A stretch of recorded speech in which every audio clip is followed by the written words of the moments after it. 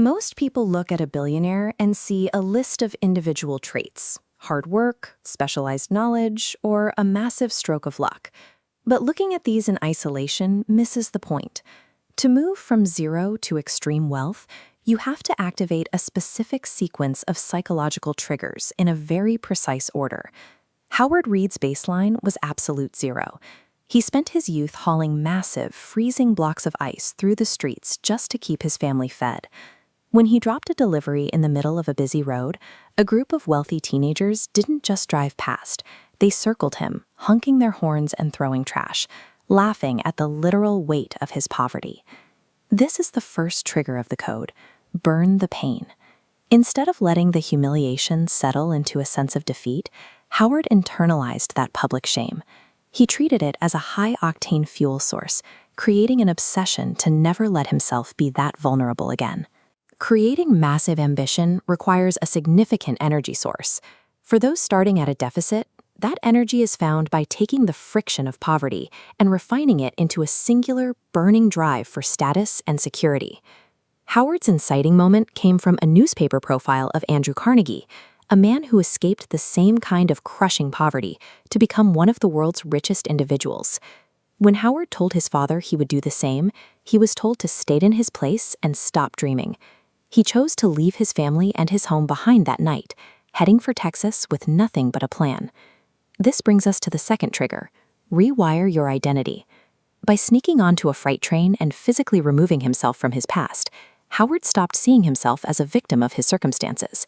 He began operating with the internal confidence of a man who was already on his way to his first million. Leaving a toxic environment is a hollow gesture if you take the same mindset with you. You have to replace your previous expectations with an entirely new set of standards for what you are capable of achieving. In Texas, Howard took a job building fences for a wealthy landowner. It was back-breaking, low-wage work, but he didn't treat it as a manual labor task. He looked at the physical barrier of the fence line and started looking for a way to optimize the production process. This activates the third trigger: validate through action. Howard took the initiative to lead his fellow laborers, grouping them by their specific physical strengths to create an assembly line. By using this new system, they finished a project that normally took 6 days in a single afternoon. He had just proven he could solve a major problem for the landowner. He traded efficiency for a massive payout. But instead of just taking the money, he approached the wealthy farmer with a question about how the man had actually built his empire. Step 4. Ask better questions. The farmer's answer shifted Howard's focus away from the surface of the land and toward what was hidden beneath it. The real money in Texas wasn't in the cattle or the fences, it was in the oil. By organizing his crew to finish a week's work in a day, Howard transitioned from a laborer to a manager of efficiency. He realized that wealth is generated by creating systems that solve problems for others, and his strategic inquiry allowed him to see where the highest value problems were buried. Howard put every cent he earned into leasing land for oil drilling. He spent years hitting nothing but dry dirt, watching his savings disappear while his peers were buying homes and settling into comfortable lives. This is the final psychological trigger: endure delayed rewards. Howard was willing to suffer through immediate instability and failure because he was focused on the long-term equity of an oil strike. Recognizing he couldn't do it alone, Howard hired a specialist, a geologist, who identified a specific fault line.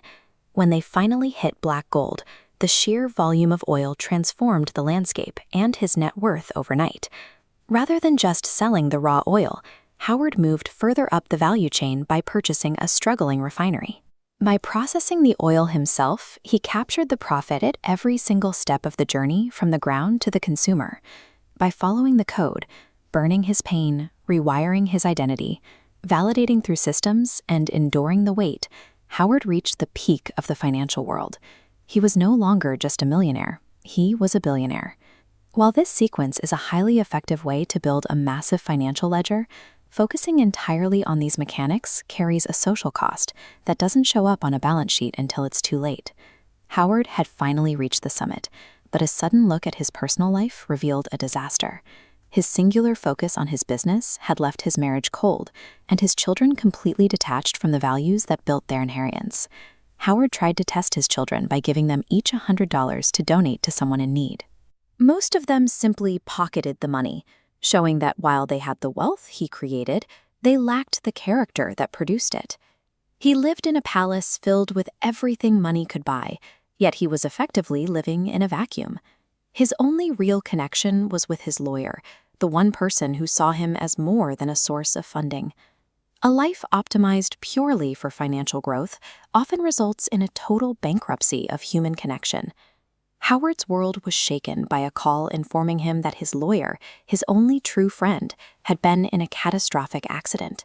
Both of his friend's kidneys were failing, and without an immediate donor, he was going to die. In that moment, Howard realized that his billions were useless. He couldn't buy a new organ, and he couldn't leverage his refineries to save a life. He remembered the promise he made to help someone in need decades ago when he was just a kid on a freight train. Howard chose to do what his money couldn't. He offered his own kidney for the transplant. He risked his own physical health to ensure his friend had a future, finally placing a human life above his personal comfort. The psychological code for building wealth works. It can take you from 0 to $1 billion. But Howard's journey proves that the most important capital you will ever accumulate isn't found in a refinery or a bank account. It's found in the people you are willing to sacrifice for.